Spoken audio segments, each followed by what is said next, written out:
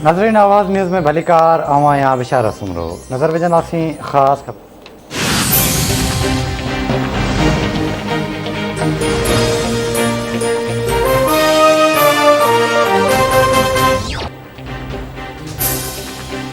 पाकिस्तान में थींदड़ दहशतगर्दी जा पहिरा अफ़गानिस्तान सां मिलंदा आहिनि। 4 ॾहाकनि खां अफ़गानिस्तान जंग जी सूरतहाल मां गुज़री रहियो आहे।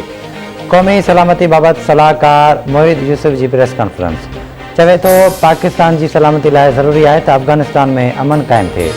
कोशिश आहे त अफ़गानिस्तान में इंसानी अलमियो न थिए। वज़ीर-ए-आज़म इमरान ख़ान जी सदारत हेठि वफ़ाक़ी काबीना जो इजलास। वज़ीर-ए-आज़म पाबंदी मढ़ियल तनज़ीम जे एहतिजाज खां पोइ काबीना खे एतमाद में वठंदो। इत्तेहादी जमायतुनि जे इजलास में MQM, BAP ऐं GT अॻवान शिरकत कंदा।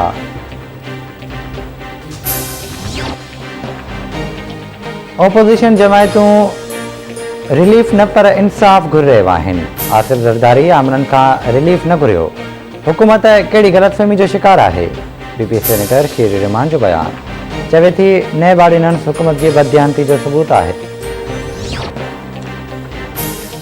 हुकूमत कहिड़े कानून तहत पाबंदी मढ़ियल तनज़ीम सां ॻाल्हियूं करे पई? मुल्क जो सदर कॾहिं बि नैब चेयरमैन खे नौकरी मां नथो कढी सघे।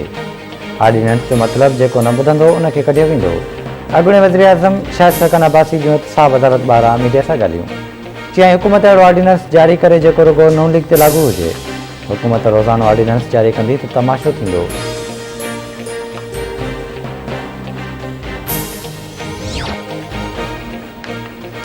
कोरोना वायरस विघे 10 मरीज़ फौतुनि जो अंगु 28,466 थी वियो। 24 कलाकनि दौरान 457 नवां केस रिपोर्ट। केसनि जो मजमूई अंगु 12,74,017 थी वियो।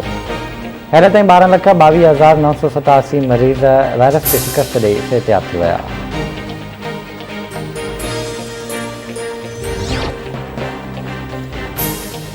सिंध जर्नलिस्ट काउंसिल पारां आवाज़ TV सितारा जे रिपोर्टर राजा चन्ना ते तशदुद ऐं कूड़े केस में संदसि गिरफ़्तारी ख़िलाफ़ अॼु दादू में SSP ऑफिस ॾाढो धरणो खंयो वेंदो। हैदराबाद रेंजर जे नंढे वॾे शहरनि जे सहाफ़ियुनि पारां एहतिजाज में शिरकत जो ऐलान। घोटकी, सरहद, करमपुर ऐं ॿियनि शहरनि में एहतिजाज जी मुज़ाहिरा कया विया।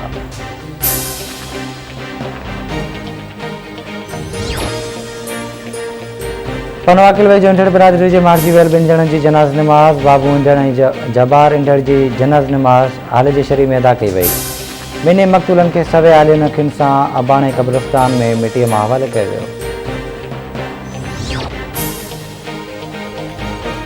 सोबतपुर वेझो तेज़ रफ़्तार कार खाई में किरी पई। हादसे जे नतीजे में तबेदार अहमद उमराणी फौत थी वियो।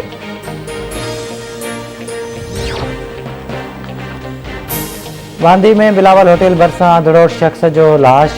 बांदी पुलिस वाक़े वारनि हंधि पहुची लाश अस्पताल मुंतक़िल कयो।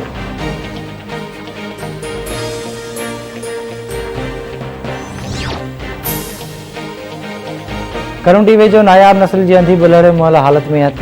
ॻोठाणनि अंधी बुलण खे वाह में लुणंदो ॾिसी ॿाहिरि कढी वरितो। ॻोठाणनि तरफ़ां जंगली जीवत खाते खे इतला ॾिनो वियो।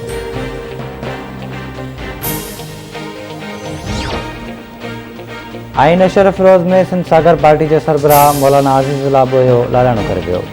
मौलाना आज़ीज़ुल्लाह बोयो खे दिलि जी तकलीफ़ सबबि NICUD अस्पताल मुंतक़िल कयो वियो। मौलाना आज़ीज़ुल्लाह बोयो सिंध क़ौमी इत्तेहाद में पिणु सरगर्म रहियो हो। This headline news is